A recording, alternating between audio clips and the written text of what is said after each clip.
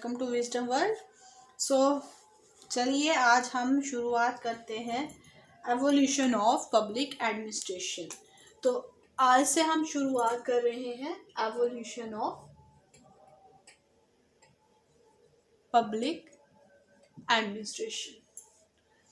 सो देखिए, जैसे कि हमें पता है कि जब भी हम बात करते हैं तो ये नहीं है कि एडमिनिस्ट्रेशन आज से ही शुरू हुआ, जब ये सब्जेक्ट बना तभी से एडमिनिस्ट्रेशन शुरू हुआ, बल्कि एक्चुअल में क्या था कि जैसे जब से ये सारी चीज़ें, जब से सिविलाइजेशन शुरू हुई है तब से एडमिनिस्ट्रेशन चली हुई है।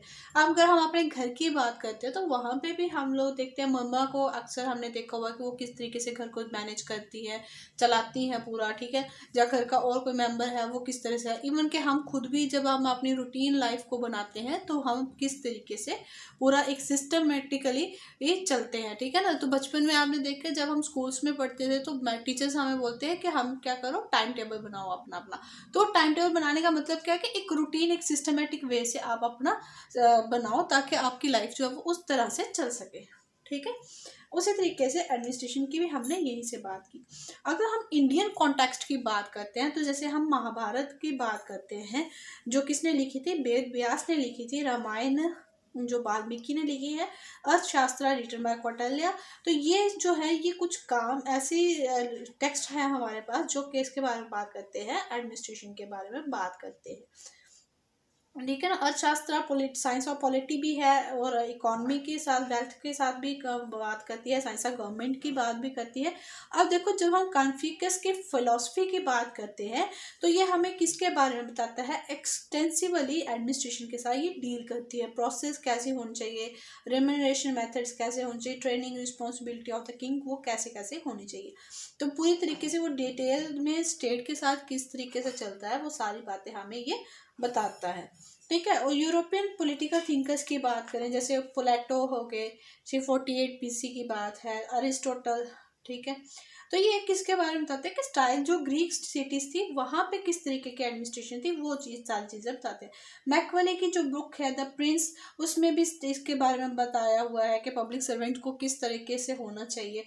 फिर मोस्टिक की बात करते हैं तो वो स्पिरिट ऑफ लॉस की बात करते हैं, ठीक है ना। तो इस तरह से ये सारी चीज़ें। अब जैसे जर्मनी की बात करें तो वहाँ से फर्स्ट सिस्टमेटिक स्टडी जो थी पब्लिक एडमिनिस्ट्रेशन की, वो पता चलती है हमें कि जिसमें बताया कि एक फ्यूचर में पब्लिक सर्वेंट को किस तरीके से ट्रेन किया जाए, ठीक है ना। 19th सेंचुरी में फ्रांस जो था वो एक लीडिंग कंट्री के तौर पे एमर्ज हुआ था, जिसमें इम्पोर्टेंस जो थी पब्लिक एडमिनिस्ट्रेशन की वो शो की गई थी। और इसके साथ साथ जैसे बहुत सारी चीज़ें जो थी वो हमें देखने को मिली। अब जब विल्सन आते हैं हमारे पास, तो विल्सन जो है वो बात करते हैं किसकी, एवोल्यूशन की। अब जब विल्सन की बात आती है तो वहाँ से क्या शुरू हो जाता है हमारा, evolution of public administration in modern era. तो यहाँ से हम बात करेंगे किसकी, मॉडर्न इरा की। तो मॉडर्न इरा में हम देखेंगे कि किस किस तरीके से जो है वो पूरा सिस्टम चला हुआ है। तो हम यहाँ पे जब इसकी बात करें तो विल्सन का एस्से कौन सा आया था, study of administration, okay, in political science quarterly. तो रॉबर्ट टी कोलम्बिस्की,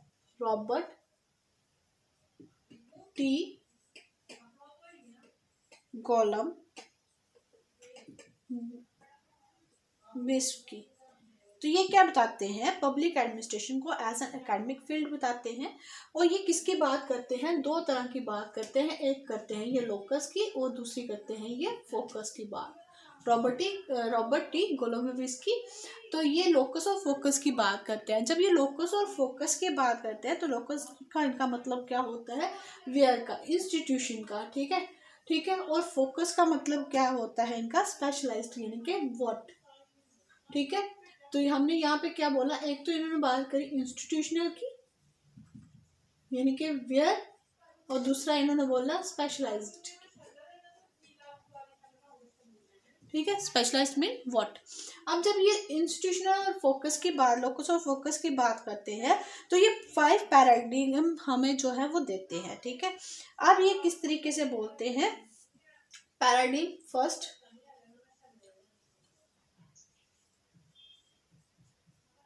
ठीक है।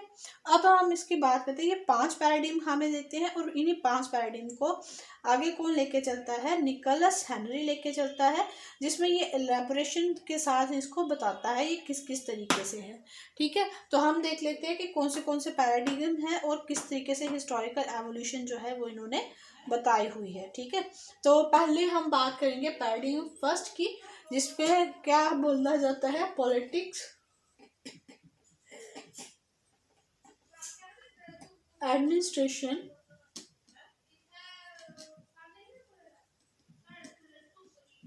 डाइकोटमी।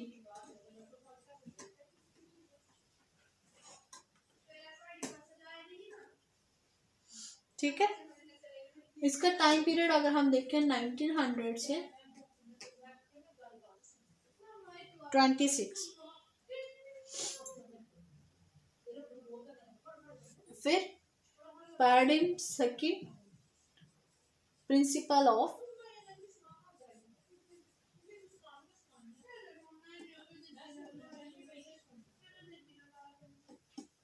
प्रिंसिपल्स ऑफ एडमिनिस्ट्रेशन 1927 से 37। पैराडिम थर्ड जो बात करता है public administration and political science की 1952 1970। फोर की बात करें अगर, पब्लिक एडमिनिस्ट्रेशन एज मैनेजमेंट। ठीक है, ये बात करता है 1956 से 70 तक का टाइम पीरियड। और पैराडिम फिफ्थ जो है ये बात करता है public administration as public administration, तो 1970 के ऑनवर्ड्स की बात करता है। ठीक है, ये सारे पैराडिम्स ये देते हैं। अब निकोलस हेनरी जो है वो इसको क्या करते हैं, इसको बोलते हैं, एक को जो है इसको समझने के लिए हम इसको क्या करेंगे, 6 पैराडिम में डिवाइड करेंगे। अब ये क्या करते हैं, पैराडिम फर्स्ट को ये यही बोलते हैं पब्लिक एडमिनिस्ट्रेशन डाइकोटमी, लेकिन ये टाइम पीरियड कहाँ से लेते हैं, जहाँ से विल्सन का एस्से आया होता है, डेट इज द 1887 से ये लेते हैं 1926 तक का टाइम पीरियड। ठीक है, फिर बोलते हैं प्रिंसिपल ऑफ एडमिनिस्ट्रेशन को इन्होंने ये बोलते हैं यूनिवर्सल, ये मैं यहाँ से रब कर देती हूँ। ठीक है, फर्स्ट पॉइंट तो यही रखा है इन्होंने। फिर ये बोलते हैं सर्च फॉर यूनिवर्सल प्रिंसिपल्स।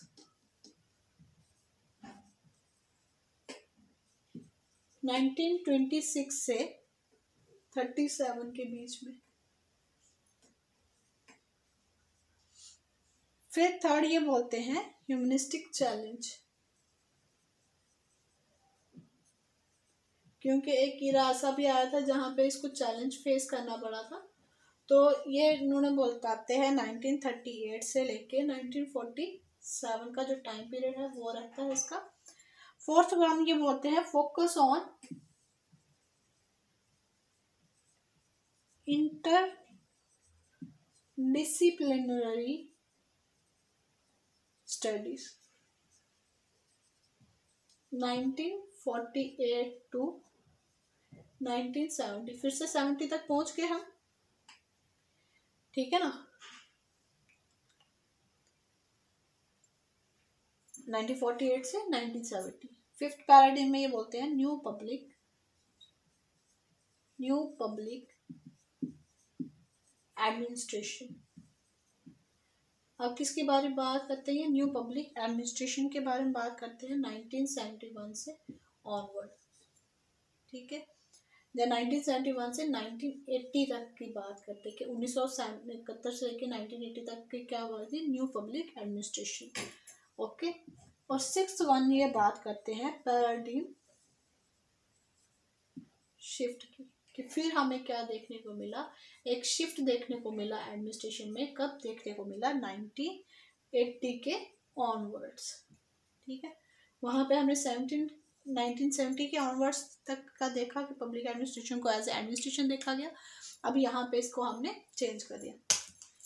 तो चलिए अब हम क्या करते हैं, वन बाय वन जो इसके ये वाले जो हमने पैराडाइम लिखे हैं 6, इनको हम पहले डिस्कस कर लेते हैं। इसके बाद हम क्या करेंगे, जो फर्स्ट हमने पहले देखा था उसको हम कर लेंगे डिस्कस। तो सबसे पहले बात किसकी कर दी जाती है, politics administration dichotomy, political administration dichotomy.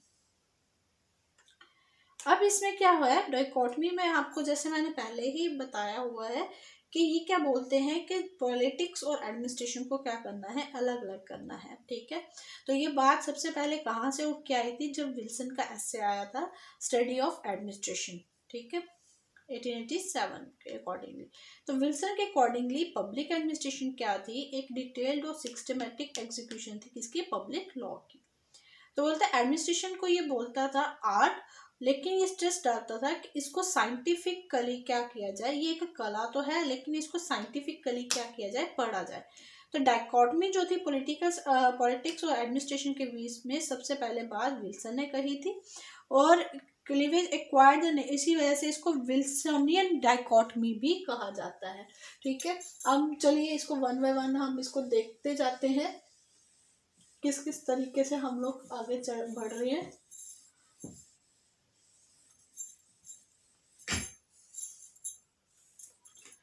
अब हमने क्या बोला था, politics, political administration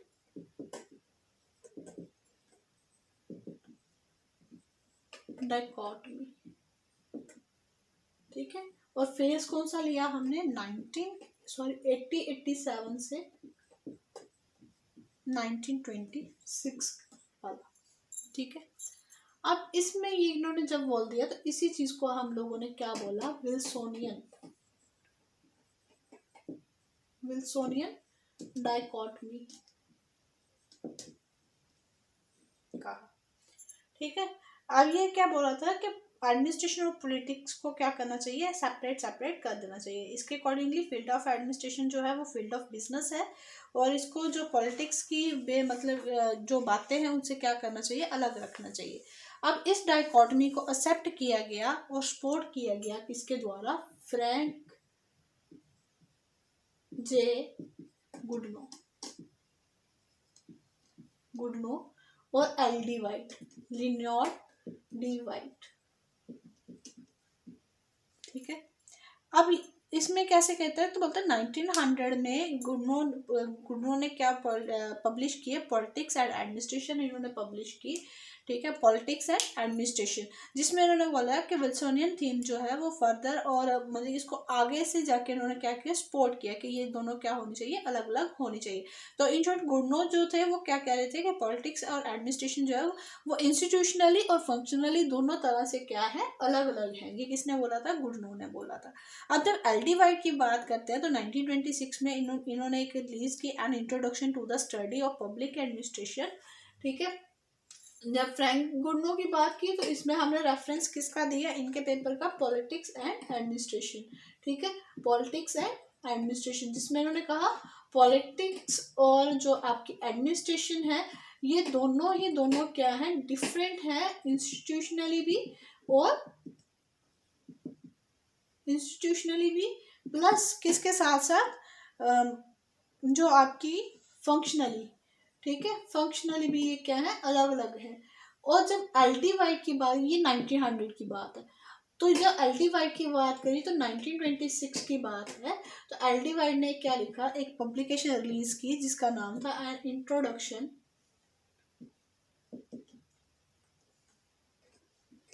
to the study of public administration. ठीक है, तो इसमें इन्होंने कहा ये फर्स्ट टेक्स्ट बुक मानी जाती है पब्लिक एडमिनिस्ट्रेशन की। कौन सी, an introduction to the study of public administration. कभी क्वेश्चन पूछ लिया जाए कि फर्स्ट बुक कौन सी थी पब्लिक एडमिनिस्ट्रेशन की, तो an introduction to the study of public administration written by L D White. ठीक है, तो इसमें क्या था, इसमें जो पीरियड उस टाइम पे चला था डाइकोटमी को लेके उसके बारे में बताया गया था, और इसमें ये बात बोली गई थी, इसमें हाईलाइट क्या पॉइंट किए गए थे, एफिशिएंसी एंड इकोनॉमी। यहाँ पे 2E की क्या की थी, बात करी थी। ठीक है, इकोनॉमी और एफिशिएंसी को इन्होंने बोला कि उस वो क्या करेंगे, should be the watch words of the public administration, कि पब्लिक एडमिनिस्ट्रेशन क्या होनी चाहिए, एफिशिएंट भी होनी चाहिए और इकोनॉमिकली भी क्या करना चाहिए, उसको रिसोर्सेज को यूज करना आना चाहिए। ठीक है, अब जब पीरियड ऑफ सेकेंड पीरियड की बात करते हैं हम, ठीक है, पैराडाइम की सेकंड की बात करते हैं, तो सेकंड पैराडाइम में ये बात किसकी करते हैं, universalization of search for universal principles, search for universal principles and the time period is 1927 to 1937। ठीक है ना, थोड़ा थोड़ा आइडिया हमें बैकग्राउंड से ही इसकी पता चल गया है कि कैसे कैसे है। तो इस इरा को हम लोगों ने क्या बोला, ये पैराडाइम सेकंड है, तो इसको हम लोगों ने क्या बोला, पैराडाइम सेकंड है, तो इसी इरा को हम लोगों ने क्या बोला, प्रिंसिपल इरा बोला। ठीक है, अब जब प्रिंसिपल इरा की बात बोली हमने, तो प्रिंसिपल इरा में सीधी सी बात है, तो यहाँ पे बात किसकी की जा रही है, एडमिनिस्ट्रेशन को साइंस बनाने की। ठीक है, तो इसमें जो फोकस था एफिशिएंसी को लेके और पब्लिक एडमिनिस्ट्रेशन की सेंट्रल थीम क्या है, प्रिंसिपल्स ऑफ एडमिनिस्ट्रेशन। इसमें क्या बता रहे थे कि value free science of management की बात कही जा रही है। ठीक है, तो इसको सपोर्ट जो था, बड़ी सारी पब्लिकेशंस ने इसको भी सपोर्ट किया, जैसे विल ऑफ बाई की थी, प्रिंसिपल्स ऑफ पब्लिक एडमिनिस्ट्रेशन, फिर क्रिएटिव एक्सपीरियंस जो थी MP फॉले की थी। ठीक है, क्रिएटिव एक्सपीरियंस, अब industrial and general management by Henri Fayol, तो principle of organisation by Mooney Reiley. तो इस तरीके से आप जैसे गुल्लिक और उर्विक की भी पेपर्स आते हैं, paper on the science of administration, तो इस तरीके के लोगों ने इनको क्या किया, सपोर्ट किया था बहुत ज़्यादा। अब देखो इसमें किस तरीके से सपोर्ट किया, जब इन्होंने प्रिंसिपल ऑफ पब्लिक एडमिनिस्ट्रेशन की बात करी विल ऑफ बाय ने, तो इसमें क्या मिला, एक न्यू थर्स्ट देखने को मिला डिसिप्लिन में, एज ए सब्जेक्ट हमें कौन सी नई चीज़ इसमें ऐड ऑन करनी है। तो मेन थीसिस जो थी वो थी टेक्निक्स ऑफ साइंस की, किस तरह से एक प्रॉब्लम को क्या है सॉल्व किया जाता है with the help of science, जो उसमें एडमिनिस्ट्रेशन को इकोनॉमी और एफिशिएंसी के साथ ही जोड़े रखा था। ठीक है, अब हेनरी फ्योल जो है वो क्या करते हैं, 5 कंसेप्ट्स के साथ आते हैं, और लूथर और गुल्लिक को, जिसमें ये 5 कंसेप्ट्स कौन से देते हैं, planning, organising, command, coordination and control की बात करते हैं। अब गुल्लिक और उर्विक जो है ये क्या करते हैं, 7 प्रिंसिपल्स दे देते हैं, जिनको हम लोग क्या बोलते हैं, पोस्ट कॉप बोलते हैं। तो ये जो ईयर था 1927 से 1937 का, ये जो पीरियड था, इस पीरियड को हम लोग क्या कहते हैं, इस पीरियड को हम लोग कहते हैं golden years, golden years of principles and techniques in the evolution of public administration। तो ये क्या कहा जाता था, 1927 से 1937 के पीरियड को golden years of principles and technique in the evolution of public administration. Hope you understand both of the paradigm. And the next paradigm is paradigm third, जिसको हम पीरियड थर्ड भी बोल सकते हैं। थर्ड पीरियड में किसकी बात करता है ये, ठीक है, ह्यूमनिस्टिक चैलेंज।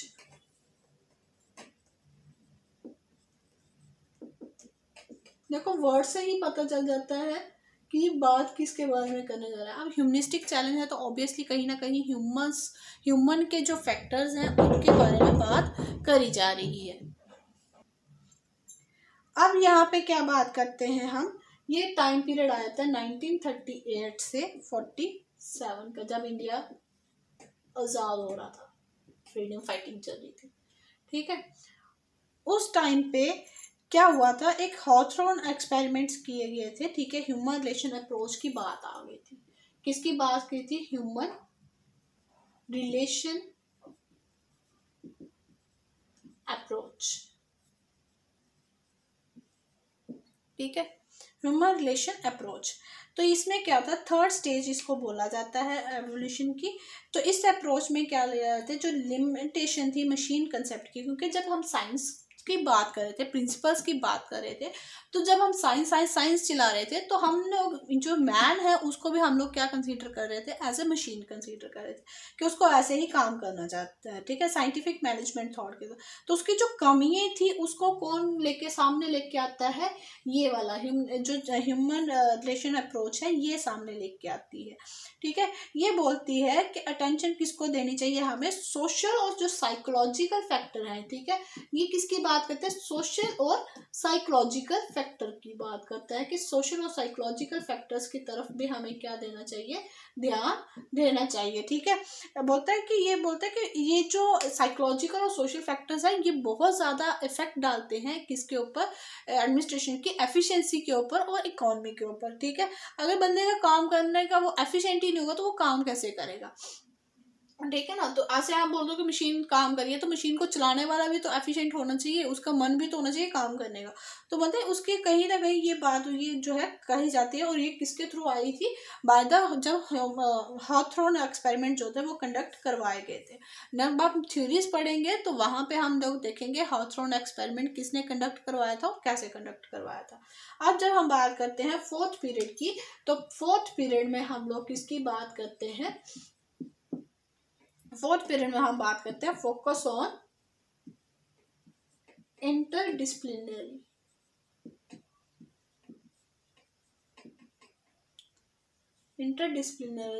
स्टडीज। अब ये कब की बात है, 1948 से 1970 के बीच में। इसमें जो था साइमन और बर्नार्ड जो थे वो किसकी बात करते हैं, बिहेवियर स्टडीज की, बिहेवियर स्टडीज। यहाँ पे हमने उसको सोशल और साइकोलॉजिकल फैक्टर्स डाल दिए ना, कि उसका दिमागी तौर पे उसका मन होना चाहिए, जो उसकी वहाँ पे कॉपरेशन है, वो जो सिस्टम है वो अच्छा होना चाहिए, कोऑर्डिनेशन अच्छे से होना चाहिए। अब यहाँ पे हम बोलते हैं बिहेवियर स्टडीज की। अब यहाँ पे ये क्या बोलते हैं, बर्नार्ड अप्रोच करते हैं इस ऑर्गेनाइजेशन को, बिहेवियर को, और ये स्ट्रेस डालते हैं साइकोलॉजिकल एस्पेक्ट ऑफ मैनेजमेंट। तो जो बर्नार्ड ने ये सारा किस में लिखा था, एग्जीक्यूटिव फंक्शन ऑफ एग्जीक्यूटिव में लिखा था। इन्होंने बोला था कि एक अच्छा एक्सपीरियंस जो इकोनॉमिक्स को अगर आप लेके आके चलना चाहते हो तो साइकोलॉजी को भी आपको क्या करना पड़ेगा, साइकोलॉजिकल एस्पेक्ट्स जो है मैनेजमेंट के आपको उसको भी ध्यान में रखना पड़ेगा। अब फोर्थ स्टेज जो है वो उसमें दो सिग्निफिकेंस आती है, ये बोलते हैं एक तो एडमिनिस्ट्रेटिव बिहेवियर और दूसरा बोलते हैं science of public administration 3 problems, जो किसने दी थी, रॉबर्ट डैल ने दी थी। इसमें जो एक इम्पॉर्टेंट कंसेप्ट आ गया वो आ गया रॉबर्ट डैल का। अब रॉबर्ट डैल जो है वो क्या बोलते हैं, रॉबर्ट डैल बोलते हैं कि हमारे पास क्या है, 3 प्रॉब्लम्स है। अपने ऐसे में ये बोलते हैं the science of public administration 3 problems. सबसे पहले बोलते हैं impossibility of excluding normative consideration, कि ये इम्पॉसिबल है कि हम लोग क्या करते हैं, नॉर्मेटिव जो हमारे चीज़ें हैं उनको हम लोग क्या करें, निकाल दें, ठीक है ना। तो बोलते हैं ये प्रॉब्लम है किसके लिए, पब्लिक एडमिनिस्ट्रेशन के लिए। साइंटिफिक का मतलब ये नहीं है कि आपको एफिशिएंसी अचीव करनी है, पर ये भी है कि आपको एक क्लैरिफिकेशन होनी चाहिए एंड्स की, आपको पता होना चाहिए आपको अचीव क्या करना है, ठीक है ना। फैक्ट वैल्यू बेस्ड डिसीजन जो है वो होने चाहिए। तो ये जो लेकिन साइमन बिलीव करते थे कि एडमिनिस्ट्रेशन जो है वो फैक्ट्स पे होनी चाहिए सिर्फ, लेकिन डैल जो थे वो इसको क्या करते थे, निगलेक्ट करते थे, इसमें क्या करते थे वो, क्योंकि अलग अलग सोच थी ना यहाँ पे। तो यहाँ पे डैल बोलते हैं कि एडमिनिस्ट्रेशन जो है वो वैल्यूज जो है उनको आप एक्सक्लूड नहीं कर सकते, आपको क्या करना पड़ेगा, वैल्यूज को भी इंक्लूड करना पड़ेगा। साइंस ऑफ एडमिनिस्ट्रेशन जो है वो उसको प्रॉब्लम्स आएंगे अगर वो वैल्यू कंपोनेंट को क्या कर देगा, निकाल देगा। दूसरा ये बोलता है impossibility of exclusion of human element from the study of public administration. तो बोलता है दूसरी प्रॉब्लम क्या है कि आप क्या कर दो, ह्यूमन एलिमेंट अगर आप उसको निकाल दो, तो मतलब इनडायरेक्टली ये भी बोलते हैं कि सोशल साइकोलॉजिकल जो है ये वेरिएबल है किसमें, नेचर में। इसलिए ये बहुत मुश्किल है कि आप पब्लिक एडमिनिस्ट्रेशन को साइंस बना दो और क्या बिना उसमें जो है वो साइकोलॉजिकल फैक्ट्स जो है वो इन्वॉल्व ना करो। नैरो हिस्टोरिकल एक्सपीरियंस, तो ये बोलते हैं थर्ड प्रॉब्लम किसके साथ है, जो कंसेप्ट हम लेके चल रहे हैं किसके साथ, प्रिंसिपल्स ऑफ एडमिनिस्ट्रेशन के साथ। आप बोल रहे हो इसको साइंस बना दो, साइंस बना दो, साइंस बना दो, but how it is possible जब तक आप इसमें क्या करोगे, साइकोलॉजिकल या ह्यूमन फैक्टर्स जो है वो इंक्लूड नहीं करोगे।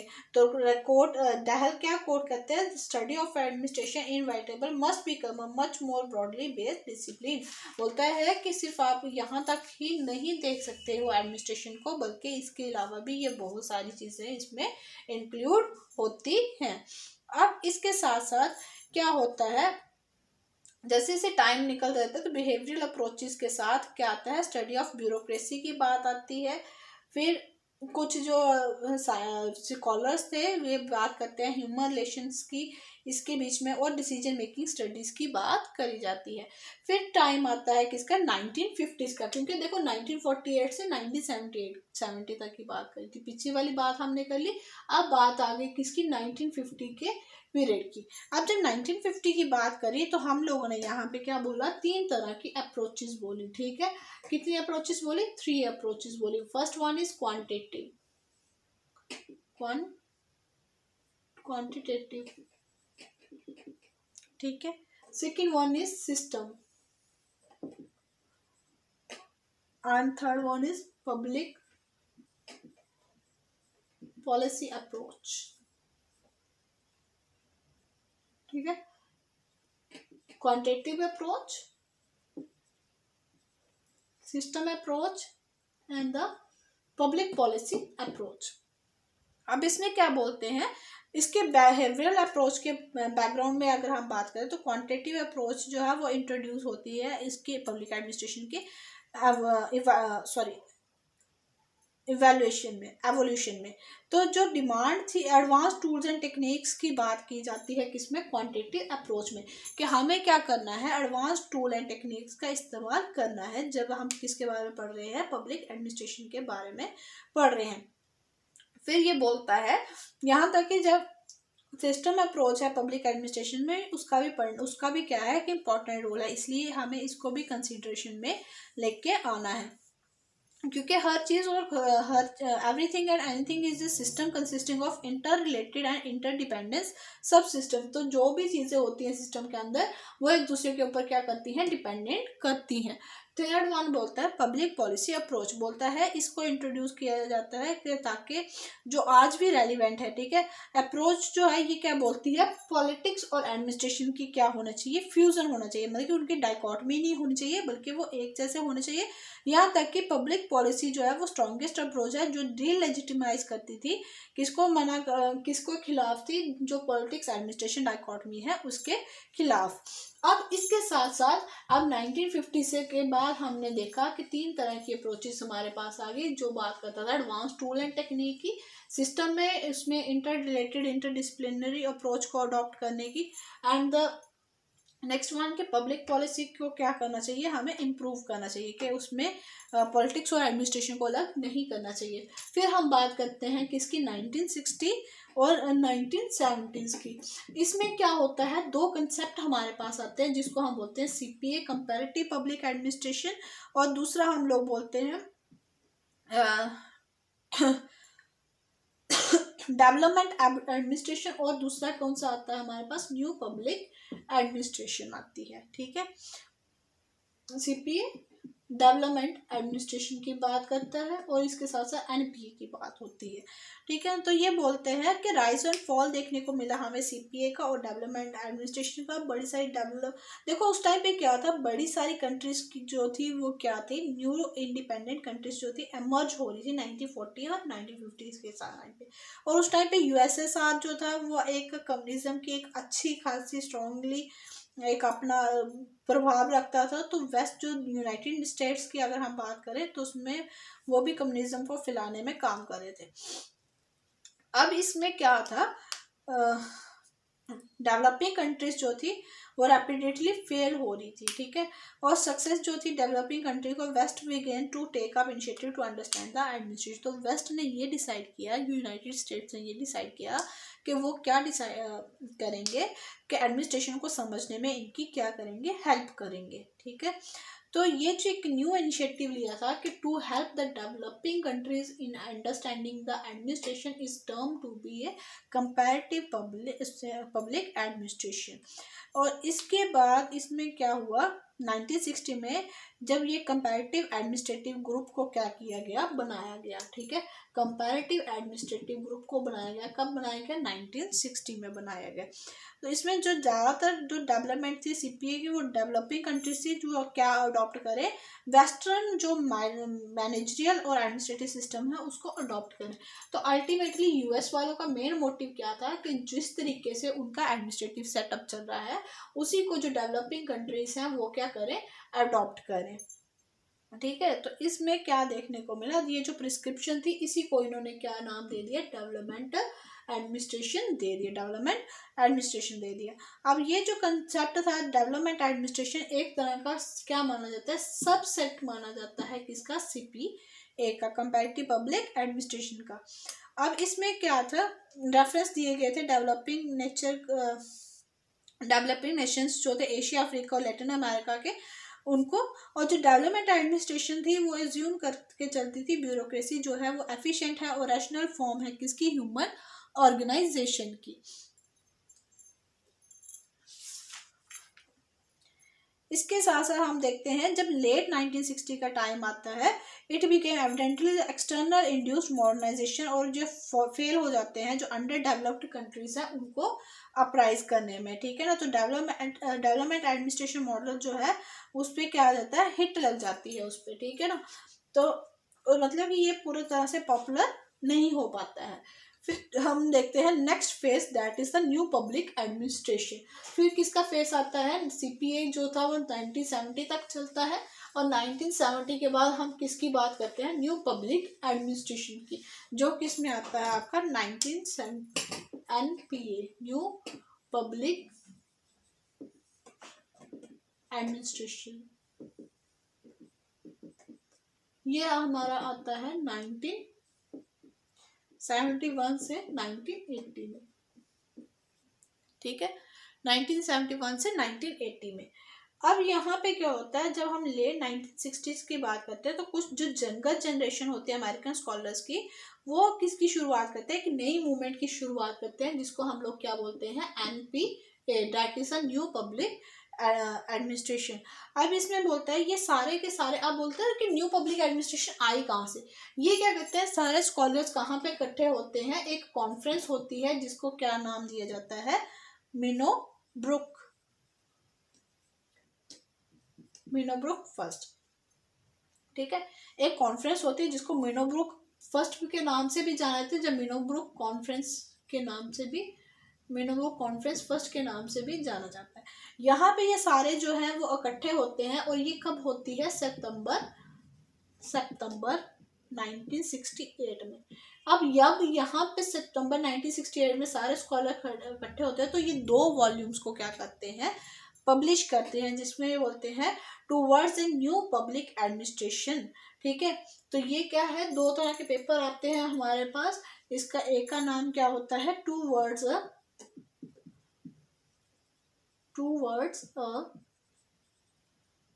New public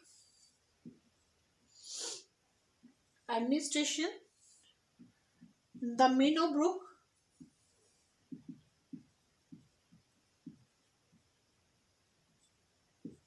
perspective by Frank Marini. ये कौन देता है हमें, फ्रैंक मेरिनी देते हैं। ठीक है, और दूसरा कौन सा आता है, दूसरा इसमें हम लिखते हैं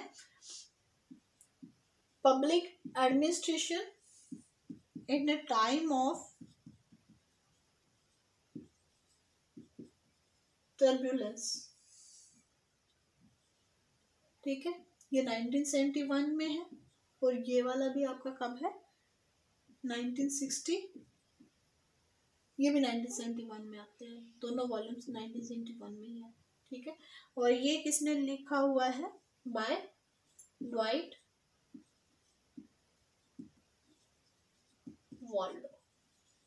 ठीक है, तो ये 2 पब्लिकेशंस हमारे सामने आती हैं जो किसके बारे में बात करती हैं, आपके न्यू पब्लिक एडमिनिस्ट्रेशन के बारे में बात करती हैं। तो ये कहाँ से हमने कंसेप्ट देखा न्यू पब्लिक एडमिनिस्ट्रेशन का, इसको हम आगे ब्रॉडली पढ़ेंगे। तो ये हमने देखा कि न्यू पब्लिक एडमिनिस्ट्रेशन जो है वो मीनोब्रुक कॉन्फ्रेंस होती है सितंबर 1968 में। यहाँ पे अमेरिकन स्कॉलर्स जो है वो इकट्ठे होते हैं और वो बात करते हैं किसके बारे में, कि जो चेंजिंग इन्वायरमेंट है और जो प्रॉब्लम्स आ रही हैं गवर्नमेंट के सामने उसको किस तरीके से टैकल किया जाए, जिसको हमने मीनोब्रुक कॉन्फ्रेंस फर्स्ट कहा। और 2 वॉल्यूम जो थी यहाँ से निकल के आए, towards a new public administration, the Minnowbrook perspective 1971, और by Frank Marini, and the public administration in a time of turbulence in 1971 by Dwight Waldo. तो ये 2 पब्लिकेशन जो थी हमारे सामने आई निकल के। फिर हम बात करते हैं किसकी, नेक्स्ट पैराडिम की, पैराडिम 6, जिसमें हम बोलते हैं पैराडिम शिफ्ट। पैराडिम शिफ्ट की हुआ, ठीक है, 1970, 1980 एंड द ऑनवर्ड्स, ठीक है, इसके बारे में बात करते हैं हम। इसमें क्या देखा हमने कि बड़ी सारी जो 1970 और 1980s में क्या हुई, बड़ी सारी जो डेवलपमेंट्स हमें देखने को मिली, जिसमें हमने बात करी न्यू राइट फिलॉसफी देखने को मिला हमें, ठीक है, new right philosophy I, public choice approach I, ठीक है, पब्लिक चॉइस अप्रोच के बाद हमारे पास ब्लैक क्रिटिकल थ्योरी देखने को मिली, ब्लैक्सबर्ग मैनिफेस्टो देखा, न्यू लिबरल फिलॉसफी देखी, न्यू कंपैरेटिव मैनेजमेंट देखा। तो इसलिए न्यू पब्लिक मैनेजमेंट जो थी, प्रैक्टिकल एप्लीकेशन जो थी वो देखने को मिली किसके बाद, न्यू राइट फिलॉसफी और पब्लिक चॉइस अप्रोच के बाद, ठीक है। यह हम धीरे धीरे करके एक एक करके कंसेप्ट सारे समझेंगे, ठीक है। क्रिटिकल थ्योरी जो थी उसको एलैबोरेट किया गया था by the Frankfurt school of theories in Germany.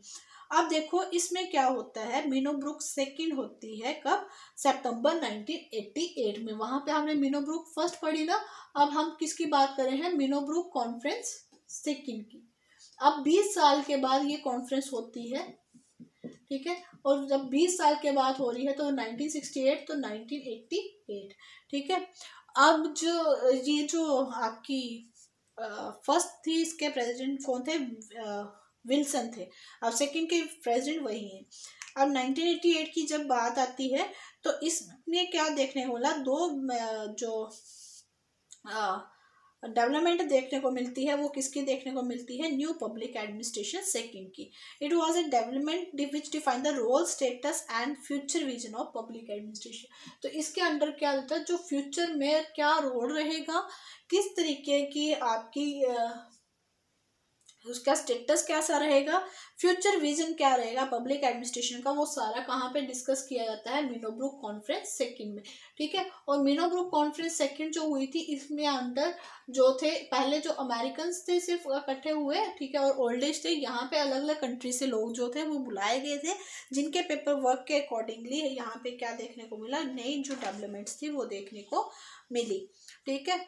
अब देखो कंपैरेटिव पब्लिक एडमिनिस्ट्रेशन जो थी वो किसने दी थी, चार्ल्स टी गुडशेल ने दी थी। अब इसके बाद देखो 1990 की जब हम बात करते हैं तो न्यू पब्लिक मैनेजमेंट, तो 1919 के बाद 1980 1970 की हमने बात कर ली। अब 1990s में एक नया कंसेप्ट निकल के आता है, न्यू पब्लिक मैनेजमेंट, ठीक है। मैंने आपको बोला कि अलग से आपके सारे कंसेप्ट चलेंगे, उनको हम 1 बाय 1 डिस्कस करेंगे। आपने सिर्फ समझना है कि किस तरीके से हमारी जो एडमिनिस्ट्रेशन है वो किस तरीके से इवॉल्व होती रही, किस तरीके से उसमें चेंजेस आती रही, ठीक है। अब ये सारा कंसेप्ट हमें देखने को मिला, न्यू पब्लिक मैनेजमेंट देखने को मिला, फिर गुड गवर्नेंस का कंसेप्ट आया हमारे पास, जो हम आज भी क्या करते हैं, गवर्नेंस यूज़ करते हैं, ई गवर्नेंस आज के टाइम पे हम यूज़ करते हैं। तो न्यू लिबरल पैराडिम अप्रोच जो थी वो देखने को मिली।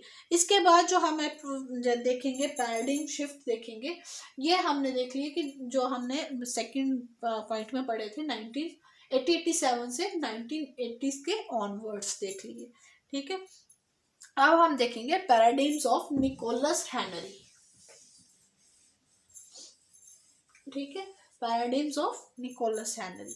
अब देखो ये निकोलस हेनरी जो है ये क्या करते हैं, 5 पैराडिम्स जो थे रॉबर्ट टी गोलोमिस्की के, उनको बोरो करते हैं और एक्सप्लेन करते हैं किसकी तरफ लेके, in course of development of public administration as a discipline. अब ये क्या होता है, निकोलस जो है ये इसका आइडिया ये भी लेते हैं गोलोमिस्की का, लोकस और फोकस का, ठीक है ना। अब इसके साथ साथ ये किस में, 1 major focus on the public administration has studied the certain principles, ठीक है। इनके अकॉर्डिंगली पब्लिक एडमिनिस्ट्रेशन जो थी उसमें 6 पैराडिम्स थे, सबसे पहले डाइकोटमी की बात करी थी इन्होंने, ठीक है। एक बार मैं फिर से लिख देती हूँ, पैराडिम फर्स्ट जो था वो क्या था, पॉलिटिकल एडमिनिस्ट्रेशन डाइकोटमी,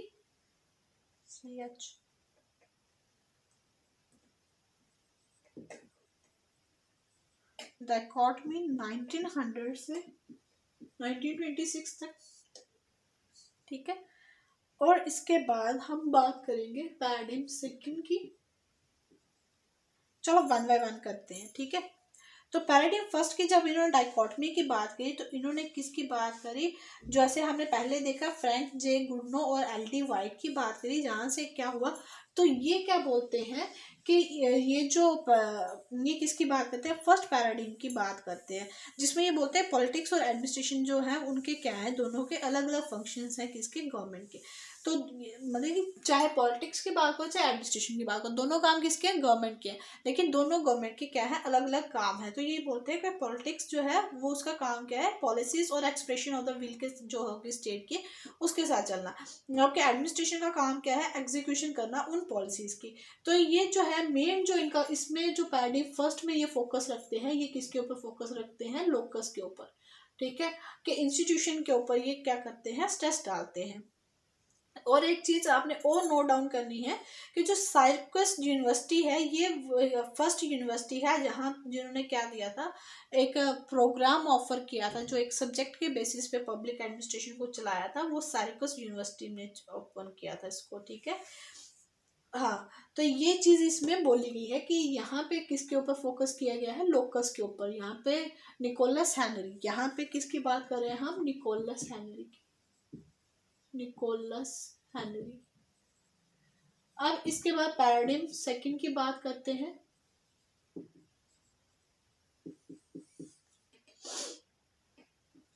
जिसमें बोला जाता है प्रिंसिपल्स ऑफ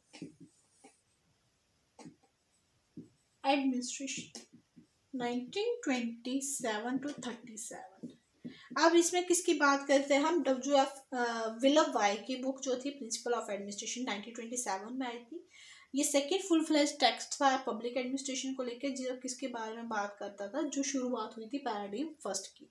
अब इसमें भी क्या था, ये बात करते हैं कि यहाँ पे जो स्ट्रेस था वो किसके ऊपर आ गया, साइंस ऑफ एडमिनिस्ट्रेशन के आगे ऊपर आ गया, बजाय किसके, रूल ऑफ थंब के। तो ये बोलते थे कि जो रूल ऑफ थंब है कि आपको पॉलिटिक्स को ऐसे करना चाहिए, ऐसा करना चाहिए, या इनको अलग अलग काम करना चाहिए, तो उस चीज़ को इन्होंने क्या कर दिया, हटा दिया। इन्होंने वो क्या बोला कि अब आपको क्या काम करना है, एडमिनिस्ट्रेशन को साइंटिफिकली बनाना है, ठीक है।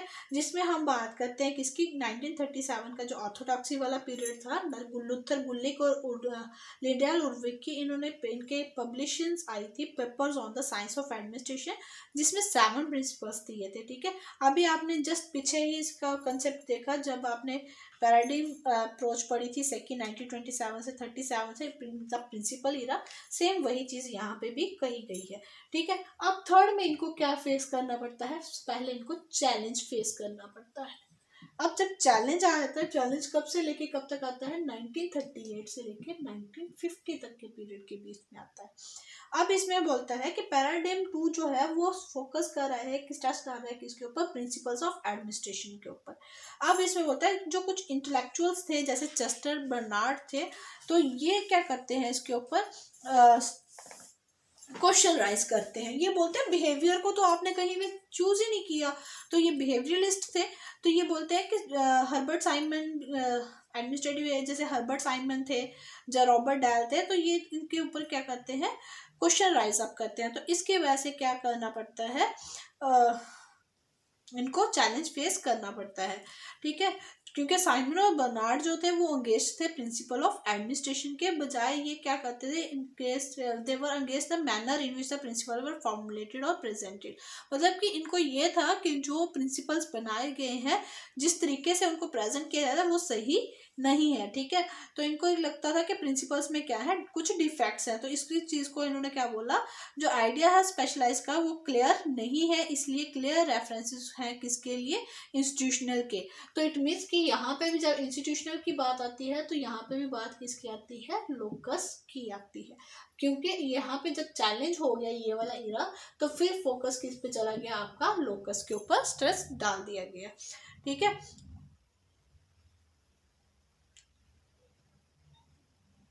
नहीं सॉरी, तो यहाँ पे क्या था, क्लियर रेफरेंसेस नहीं थे किसके, लोकस के। तो जब लोकस के ऊपर क्लियर रेफरेंसेस नहीं थे तो आप किसकी बात कर रहे हो, फोकस की, कि आपका जो गोल है उसको आप किस तरीके से अचीव कर रहे हो, फोकस बट नो लोकस। अब रिएक्शन कैसे देखने को मिला, यहाँ पे आई फैक्ट बेस्ड अप्रोच आई। अब इस चैलेंज को क्या किया, इस चैलेंज को ठीक करने के लिए क्या है कि हमारे पास फैक्ट बेस्ड अप्रोच आ गई। यहाँ पे याद रखना, नो लोकस बट फोकस, जैसे बोलो फोकस बट नो लोकस। तो प्रोमिनेंट आइडिया देखने को मिला 1930s के बाद, और 1940 में पहले वो क्या था, फैक्ट बेस्ड था। तो पॉजिटिविस्ट ओरिएंटेशन देखने को मिली, बड़े सारे स्कॉलर जो थे पॉलिटिकल साइंसेस के वो इस पॉइंट में थे कि फैक्ट बेस्ड अप्रोच जो थी वो होनी चाहिए, ठीक है। लेकिन साइमन जो है वो किसके बारे में बात करते हैं, pure science put off many scholars in administration के, जो इसको है बहुत सारे साइंसेस के जो स्टूडेंट्स हैं उनको क्या कर देते हैं, ये अलो कर देते हैं कि आप क्या करो, पब्लिक एडमिनिस्ट्रेशन को क्या बनाओ, साइंस बनाओ। फिर हमें क्या देखने को मिलता है, public administration as a political science 1950 to 1970। अब देखो इसमें क्या था, पॉलिटिकल साइंस डील करती है स्टेट के साथ। जो यहाँ पे आके पॉलिटिकल साइंस वाले क्या कंसेप्ट डालने लगे कि जो पॉलिटिकल पब्लिक एडमिनिस्ट्रेशन है वो हमारा क्या है, ये पैराडाइम थर्ड की बात कर रहे हैं हम, ठीक है। सेकंड में हमने, सेकंड के बाद हम देखा कि उस पर चैलेंज आ गया, प्रिंसिपल्स बनाते बनाते उनको चैलेंज फेस करने पड़े। फिर हमने देखा कि पब्लिक एडमिनिस्ट्रेशन जो थी वो एज ए पॉलिटिकल साइंस, के पॉलिटिकल साइंस का सब्जेक्ट कैसे बन गया, 1950 से 1970 तक का ये दौर चला। इन्होंने बोलना शुरू किया कि जो पब्लिक एडमिनिस्ट्रेशन है वही हमारा क्या है, एज ए सब सेट है हमारा, ठीक है ना। कि स्टेट इन एक्शन की जब ये बात करता है तो ये हमारा ही बात करता है, हम ही लोग जो है वो इसके साथ जुड़े हुए हैं, ठीक है। तो टूल एंड टेक्निक्स जो है सिर्फ एस्पेक्ट्स नहीं है पॉलिटिकल साइंस के, यहाँ तक कि पॉलिटिकल साइंस जो है वो डील करता है फिलोसफी का एस्पेक्ट जो होते हैं, जिसका मतलब क्या है, लॉस एंड फोकस, ठीक है। स्कॉलर जो थे पॉलिटिकल साइंसेस के वो बिलीव करते थे कि पब्लिक एडमिनिस्ट्रेशन स्कॉलर्स जो थे वो उनसे अलग नहीं है, ठीक है। और यहाँ तक कि इसको क्या करते हैं, अनकंफर्टेबल बना रहे हो अगर आप क्या करते हो, किसी दूसरी क्लास में इसकी बात करते हो, ठीक है। तो इसके साथ भी कौन डील करेगा, हम ही डील करेंगे। अब बोलते हैं पैराडिम 4 आता है जिसमें बात की जाती है public administration as a fourth paradigm की बात करते हैं हम, जिसमें ये कहा जाता है public administration as a management.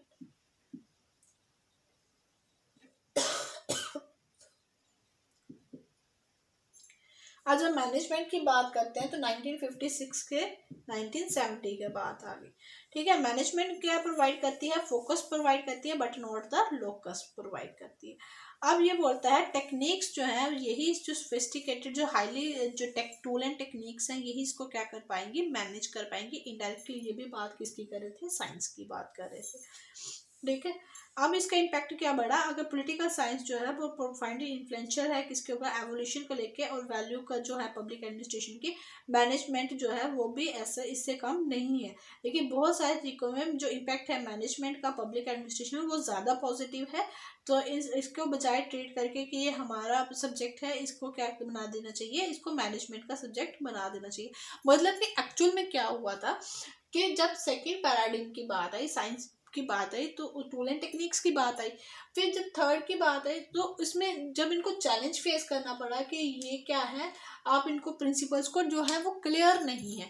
अब जब क्लियर प्रिंसिपल नहीं है तो ऑब्वियसली पॉलिटिकल साइंसेस वालों ने क्या बोलना शुरू कर दिया कि दिस इज आवर सब्जेक्ट, ये हमारी ब्रांच है, तो हमें पता है कि किस तरीके से इसको हम लेके चलेंगे, ठीक है। क्योंकि ये बात किसकी करती है, गवर्नमेंट इन एक्शन की बात करती है। अब जब फिर इसमें क्या आया, फिर मैनेजमेंट वाले आ गए, तो मैनेजमेंट वाले ने बोला नहीं भाई ये आप लोग की गलत बात बोल रहे हो, मैनेजमेंट भी अपना बहुत ज़्यादा हिस्सा रखती है, ठीक है ना। आप जैसे आप बात कर रहे हो के होलिस्टिकल ट्रीटमेंट, तो यहाँ पे हम लोग क्या करते हैं, जो टूल्स और टेक्निक्स हैं जो ऑटोनॉमस है, एक जो सिस्टमेटिक वे से चलाया जाएगा वो किसके द्वारा जाएगा, वो मैनेजमेंट से ही चलेगा।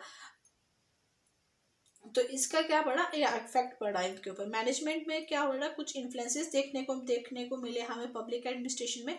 जैसे मैनेजमेंट ने प्रेशर डाला किसके ऊपर, पब्लिक एडमिनिस्ट्रेशनिस्ट के ऊपर, कि वो क्या करें, नई नई मैथडोलॉजीज ढूंढे किसकी, मैनेजमेंट की। ये जो न्यू मैथडोलॉजीज थी ये वर्क करेंगी किसको, जब ट्रेडिशनल प्राइवेट सेक्टर जो मेथड जो थे वो उस टाइम पे काम नहीं करी थी। तो मैनेजमेंट जो थी उन्होंने पब्लिक एडमिनिस्ट्रेशनिस्ट के ऊपर काफ़ी ज़्यादा दबाव डाला था कि वो फिर से सोचे कि what the public in public administration really mean, कि पब्लिक जो वर्ड लगा हुआ है पब्लिक एडमिनिस्ट्रेशन के साथ उसका असल में मतलब है क्या। अब फिर इसके बाद क्या हुई, फोर्सेस ऑफ सेपरेटिस्ट आ गए, ठीक है, फोर्सेस ऑफ सेपरेटिज्म। 1965 से 1970 का दौर देखने को मिला। तो इसमें क्या मिला, 3 डिस्टिंक्ट कॉम्प्लीमेंट्री फॉर्म्स मिले। 2 एकेडमिक थी जिसमें science and technology and public policy and new public administration, और एक क्या थी, प्रोफेशनल थी, प्रायर टू बी प्रैक्टिशनर। अब यहाँ पे क्या देखने को मिला, एडवांस थी science and technology in the late 1960, तो रिजल्टिंग किसमें थी, कम्प्लेक्स और सोफिस्टिकेटेड पब्लिक पॉलिसीज बनाने के लिए।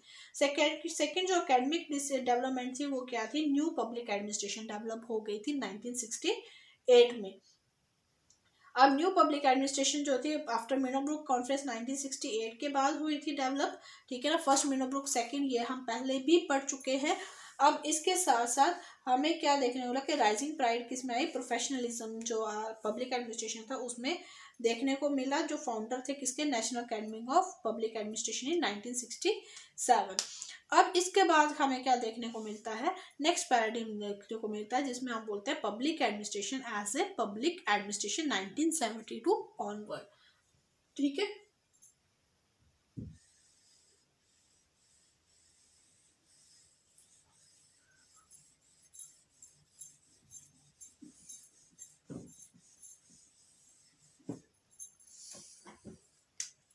Public administration as a public administration 1972 onward. अब देखो इसमें क्या बोला कि 2 फेसेस देखने को मिले, जिसमें NASPA फाउंडेशन और स्प्रेड हुई किसमें, पब्लिक एडमिनिस्ट्रेशन की, ठीक है, मतलब कि national association of school of public affairs and administration जो थे वो फाउंड किए गए 1970s में, ठीक है, जिसमें masters America's master of public administration programme वो भी शुरू किया गया, ठीक है। मतलब एकेडमिक बेसिस पे 1970 में पब्लिक एडमिनिस्ट्रेशन में काफ़ी जो थी वो पॉपुलैरिटी देखने को मिली। फिर इसके बाद जो था मैनेजमेंट जो थे, सर्वेज जो थे 1973 के इंडिकेट करते थे पब्लिक एडमिनिस्ट्रेशन जो था वो succession in from the field of political science and management is rare. फिर पब्लिक एडमिनिस्ट्रेशन जो था वो किसकी तरफ चला, ऑटोनोमस एकेडमिक फील्ड की तरफ चला।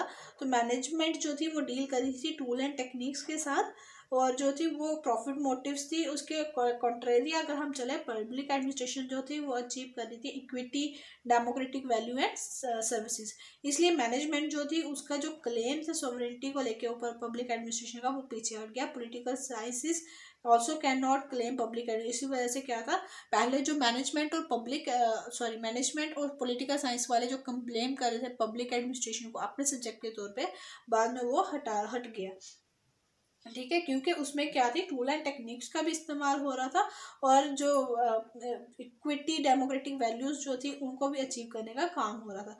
तो पब्लिक एडमिनिस्ट्रेशन जो थी वो मैनेजमेंट और पॉलिटिकल साइंस से अलग हो गई थी 1970 में, ठीक है। उसके बाद पैराडाइम 6 की बात करते हैं हम, ठीक है।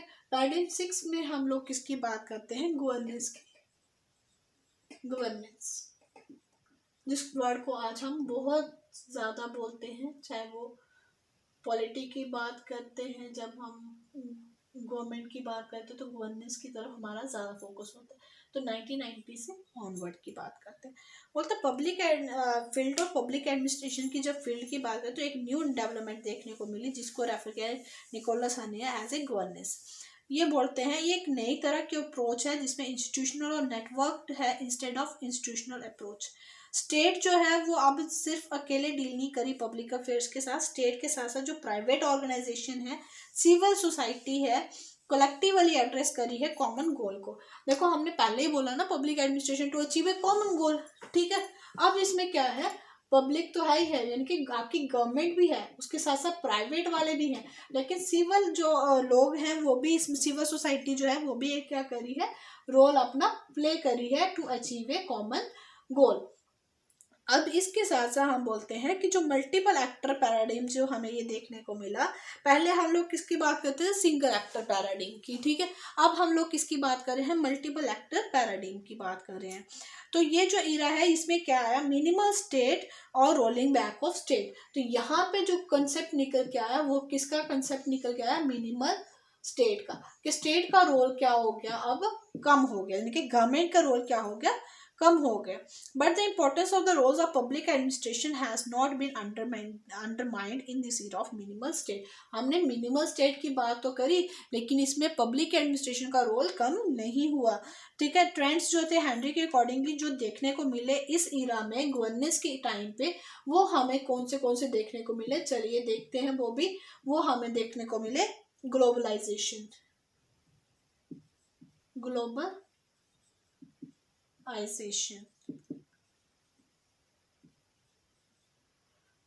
redefinition,